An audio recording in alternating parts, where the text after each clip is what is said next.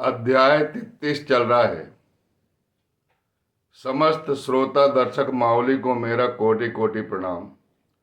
साईं जीवनी के 33वें अध्याय में अपन प्रवेश कर चुके हैं। उनकी कथाएं आप प्रेम कथाएं सुन रहे हैं। मैं आपको प्रणाम करता हूं। छोटी सी कथा है और 34वें अध्याय में हम प्रवेश करेंगे। एक डहाणू नगर के, ठाणे जिले के, मुंबई के निवासी थे हरिभाऊ कार्निक, जिनका पूरा परिवार बाबा से बेहद प्रेम करता और प्रेम करने के कारण ही प्रेम से वशीभूत होकर उनका पूरा परिवार हमेशा शिरडी जाया करता था। सन 1917 में हरिभाऊ कार्निक जो है ठाणे से शिरडी आए और बाबा के दर्शन किया। उनके मन को बहुत शांति मिली और शांति मिलने के कारण ही उनका परिवार बाबा का ऋणी था। बाबा से उन्होंने 4 दिन तक वार्तालाप किया। द्वारका माई में वो बैठे रहे और नियमित साईं नाम का जाप वो करते रहे। सब कुछ ठीक चला। सब दक्षिणा और प्रसाद का वितरण किया उन्होंने और शिरडी में भूखे और गरीबों को दान दक्षिणा भी दी। लेकिन लौटते समय उनके मन में विचार आया कि साईनाथ महाराज को जाते समय एक सिक्का की दक्षिणा और दूंगा। और वो सामा से बोले ही रहे थे कि मैं दक्षिणा देना चाहता हूं, लेकिन विस्मृति हो जाती है उनको और वहां से निकल जाते हैं और वो 1 रुपये नहीं दे पाते। नासिक पहुंचते हैं काले राम मंदिर के पास। वहां पर एक नरसिंह स्वामी थे जो ढूंढकर उनके पास आए और हाथ पकड़कर कहने लगे, मुझे मेरा एक सिक्का दे दीजिए। वो बड़े आश्चर्यचकित हुए कि ये स्वामी जी ऐसा क्यों बोल रहे हैं। फिर हाथ पकड़ कर कहते, मुझे मेरा सिक्का क्यों नहीं देते, मुझे मेरा सिक्का चाहिए। उनसे वो प्रश्न करते कि तुम्हारा सिक्का क्या है, तुम्हारा और मेरा क्या है, ऐसा क्यों बोल रहे स्वामी जी। जो तुम शिरडी में देकर नहीं आए थे वो यहां दीजिए। तब वो बड़े आश्चर्यचकित होते हैं और द्रवित हो जाते हैं। उनका अश्रुपात होने लगता है। कितने सर्वव्यापक हैं जो आत्मज्ञानी सदगुरु हैं, जो जिन्हें आत्म साक्षात्कार हो गया है, जिनकी परमात्मा से बात होती है, प्रभु से बात होती है।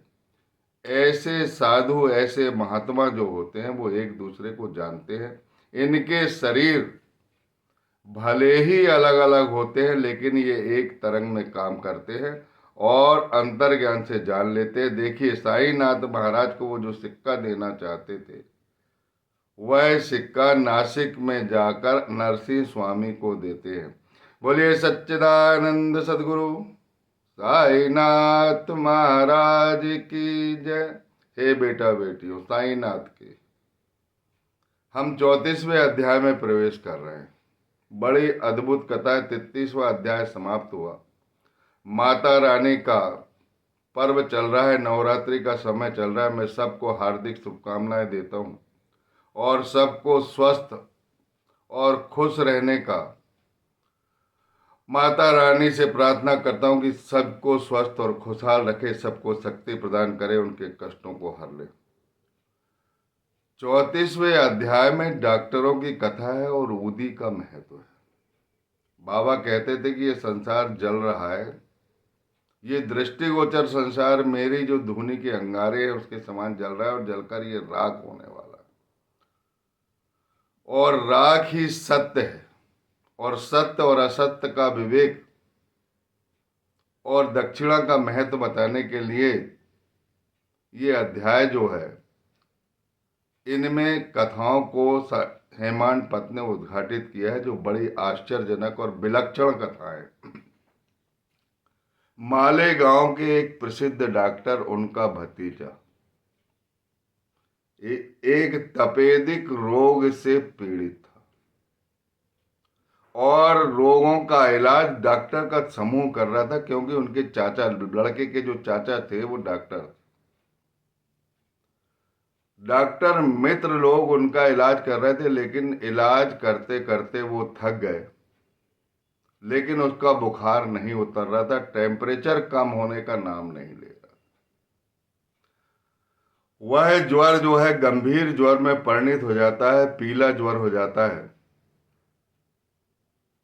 और आंत में बहुत दर्द होता है। डॉक्टर उसका ऑपरेशन करते हैं, शल्य चिकित्सा करते हैं, बहुत सारी दवाइयां जो है देते हैं, लेकिन बच्चे को आराम नहीं होता। और जब पुत्र को आराम नहीं होता तो माता पिता को असहनीय पीड़ा हो जाती।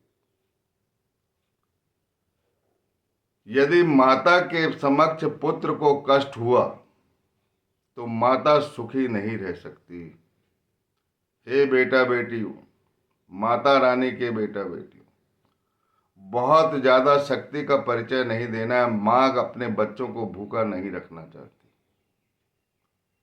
बहुत तड़प के, बहुत ज्यादा कठिनाई उठा के व्रत नहीं रखना, अपने शरीर को कष्ट नहीं देना। कोई भी माता अपने पुत्र के शरीर का कष्ट नहीं चाहती। व्रत करो, लेकिन फलों का सेवन करो और जागरण करो। रात्रि में माता के जस गाओ, माता के भजन गाओ और दिन भर माता का जाप करो और दान पुण्य करते रहो। ये नवरात्रि का पर्व जो है वो आपको बहुत सुख देने के लिए आया है। और ये जो कथाएं चल रही है, ये कथाएं भी आपको परम सुख देगी। माता पिता बहुत दुखी हो जाते हैं, उनके आंख से आंसू बहते हैं, क्या करें क्या ना करें।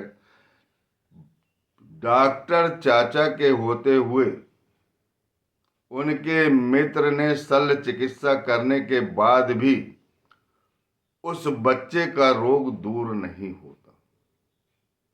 सभी डॉक्टर कहते हैं कि आध्यात्मिक उपचार करो, दैविक उपचार करो, अब संभव नहीं है इस बच्चे को हमसे बचाना, क्योंकि इसका रोग ठीक नहीं हो पा रहा है। हमने सभी उपाय कर लिए, सभी प्रयास कर लिए और हमने ही नहीं, पूरे डॉक्टरों ने आपस में मंत्रणा करके उस बच्चे का इलाज किया था, लेकिन बच्चे को आराम नहीं, तो माता पिता को कैसे आराम हो जाएगा। माता पिता ने उस बच्चे को लेकर साईनाथ महाराज के पास शिरडी ले आए। द्वारका माई में प्रवेश करे और मन में एक ही व्यथा थी कि मेरा पुत्र ठीक होना चाहिए। हर माता पिता के मन में होता है कि उसके पुत्र सुखी हो जाए। बाबा के चरणों पर डाल दिए। बाबा ने उसके सर पर आशीर्वाद दिया और कहने लगे कि ये मस्जिद नहीं, द्वारका माई है।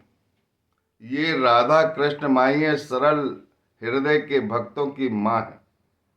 जो इस माँ से प्रेम करता है वह अपने बच्चों का पालन करती है और बच्चों के कष्टों को हरती है। मैंने पिछली कथा में भी आपको बताया था कि जिस माता ने उस द्वारका माई में, उस राधा कृष्ण माई में अपने बिना शर्म किए थोड़ा सा कपड़ा ढांकर अपने पुत्र को यदि दूध पिलाया है, उसकी गोद में बैठकर, द्वारका माई की गोद में बैठकर अगर दूध पिलाया है, आजीवन उस बच्चे को कष्ट नहीं होगा, ना रोग हो ना कष्ट हो। द्वारका माई जो है हमेशा खुली रहती है। मैं आपसे निवेदन करता हूं कि उसकी गोद में बैठकर जो भी माता अपने शिशु को दुग्ध पान कराएगी, आजीवन उसे कष्ट नहीं होगा, जन्म जन्मांतरों तक कष्ट नहीं होगा। वो हमेशा द्वारका माई का बेटा रहेगा और उसका मायका भी द्वारका माई रहेगा और वो द्वारका माई का प्रेमी बनेगा। उस बच्चे को कष्ट नहीं होगा, ना ही रोग शोक दुख संताप दंश पीड़ा उसे स्पर्श करेगी। जब उन्होंने साईनाथ महाराज के चरणों पर अपने बच्चों को डाला, तभी से बच्चे में जागृति आ गई और साईनाथ महाराज ने उसे प्रेम दृष्टि से देखा और प्रेम वचनों, जो वचन कहे हैं वो उसे ध्यानपूर्वक सुनने की कृपा कर। उन्होंने उनके माता पिता से कहा है कि दुखित ना हो, व्यथित ना हो, संताप ना करो। ये माँ दुख हरने वाली है। ये दुख हरने के लिए ही द्वारका माई इसका नाम दिया गया है। और यहाँ का फकीर बहुत दयालु है, जो सबके रोगों को दूर करता है, सबके रोगों को अपने शरीर पर अंतरण करके उसे सुखमय जीवन प्रदान करता है। ये ओदी लो और रोगग्रस्त स्थान पर इसे लगाते रहना। बाबा ने उस बच्चे को गोद में लिया और जहां पर उसे पेट में तकलीफ होती अपने हाथों से स्पर्श किया। धन्य है साईनाथ महाराज की करुणा और धन्य है साईनाथ महाराज की कृपा और उनके हृदय का ममत्व। वहां पर गंगा बहती है करुणा की, वहां पर सर्वधर्म संभाव है, वहां मैं और तू का भेदभाव नहीं है। क्या तुम्हारा क्या मेरा, ऐसा कुछ भी नहीं। जो जैसा करता है उसे वैसा भरना पड़ता है। आपके पूर्व जन्म के कर्म अच्छे हैं, प्रभु की आप पर ईश्वर की कृपा है। जिसे सच्चे आत्मज्ञानी सदगुरु का सानिध्य मिला है, इसके बाद वह बालक ठीक होने लगता है और ठीक होने के बाद उन माता पिता जब वहां से विदाई लेते हैं मालेगांव के, और वो जो लड़का जो डॉक्टर का भतीजा था वो जब विदाई लेने लगते हैं तो तीनों की आंखों से बहुत अश्रुपात होता है और वो बिल्कुल स्वस्थ महसूस करने लगते हैं और बाबा से कहते हैं कि हमारे अंदर प्रेम और श्रद्धा आपकी जागृत रहे। जो जितना प्रेम करेगा, जो जितनी श्रद्धा रखेगा, जो जितना विश्वास रखेगा, उतना ही फल वहां से प्राप्त होगा। वो आ जाते हैं ऊदी लेकर और बाबा का आशीर्वाद लेकर आ जाते हैं। बाबा का स्पर्श प्राप्त हो जाता है और मन ही मन बाबा के प्रति बहुत तीव्र गति से उनका प्रेम बढ़ जाता है और वो हमेशा हमेशा के लिए द्वारका माई के ऋणी हो जाते हैं। जब मालेगांव आते हैं, मालेगांव में जब डॉक्टर को बताते हैं तो ये बड़ी आश्चर्यजनक घटना है। डॉक्टर हतप्रभ हो जाता है कि जो बच्चा मरने वाला था, जिसे मरने से कोई नहीं रोक सकता, एलोपैथी के सभी इलाज कर लिए, आयुर्वेदिक के सभी इलाज कर लिए, शल्य चिकित्सा कर लिए, डॉक्टरों ने मंत्रणा करके करे, क्योंकि वो डॉक्टर का भतीजा था। उसे बचाने का बहुत प्रयास किया और अंत में कह दी कि ये बच्चा बच नहीं सकता, करना हो तो आध्यात्मिक उपचार कर लो, दैविक उपचार कर लो। और शिरडी के साईनाथ महाराज प्रसिद्ध है, प्रेम दृष्टि से, अपने स्पर्श से, अपने अपने वाक्यों से, अपने मंत्रोक्त शब्दों से वो इनका इलाज कर देते हैं। ऐसा सुनने में आया है। विश्वास करके चले जाओ तो बेचारे विश्वास करके जाते हैं, प्रेम रख के जाते हैं और उनका विश्वास फलदायक हो जाता है और अपने बच्चों को स्वस्थ लेके आते हैं तो डॉक्टर बड़ा आश्चर्यचकित होता है। इतना आश्चर्यचकित होता है कि वह मन बना लेते हैं, वो मंडली मन बना लेती है, डॉक्टर के मित्र गणों की मंडली मन बना लेती है कि हमें शिरडी जाना चाहिए। डॉक्टर किसी काम से मुंबई जा रहे थे, मालेगांव से मनमाड़ की रोड से जा रहे थे और उनके मन में ये आ गया था कि शिरडी जाना ही है और वो मनमाड़ उतरने वाले थे। लेकिन कुछ ऐसे बहके लोग हैं जो आज भी बहके हुए हैं। जब तक उन पर ईश कृपा नहीं होगी, उनके इष्ट की कृपा नहीं होंगी, उनको सच्चे सदगुरु नहीं मिलेंगे। धन बहुत कमा लेंगे, वो फूलों की माला बहुत मेल लेंगे, टीवी में बहुत आ जाएंगे, माया के कुचक्र में फंसे रहेंगे, कुछ नहीं मिलने वाला है।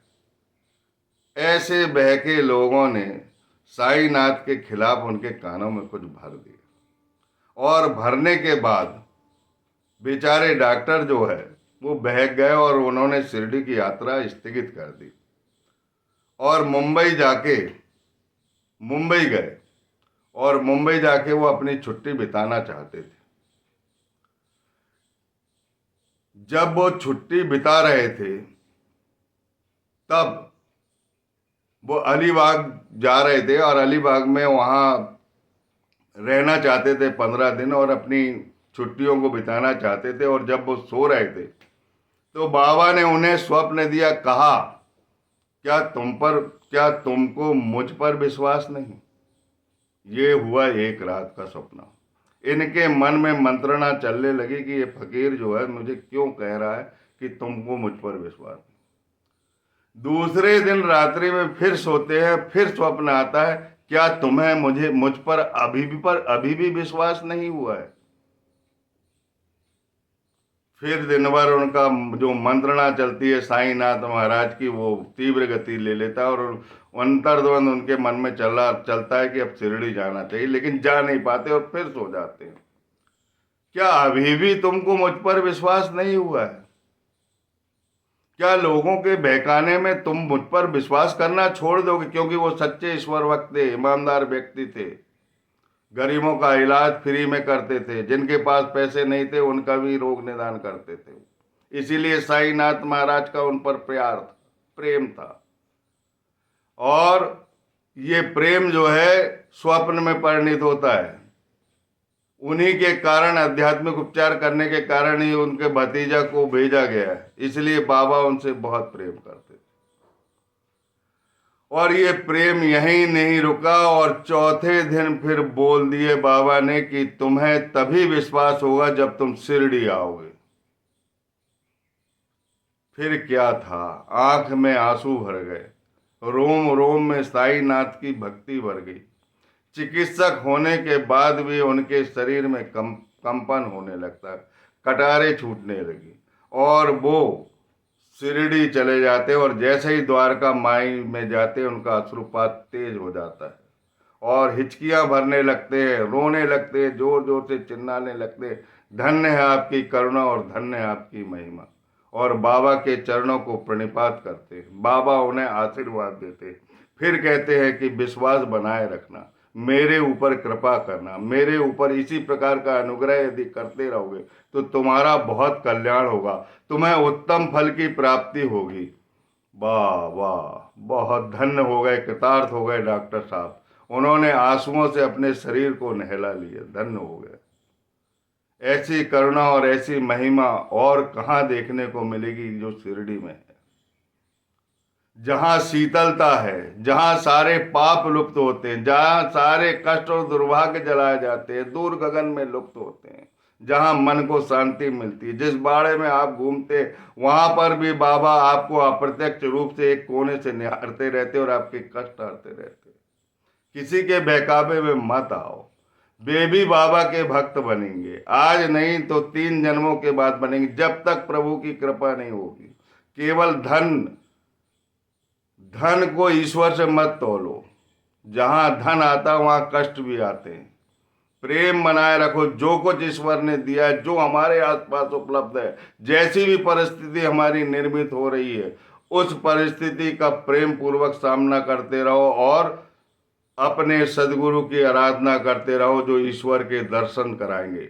उन्हीं की कृपा से आपको सदगुरु मिले हैं, क्योंकि ईश्वर स्वयं दर्शन नहीं देते, जब तक सदगुरु की कृपा नहीं होती तब तक वो दर्शन नहीं देते।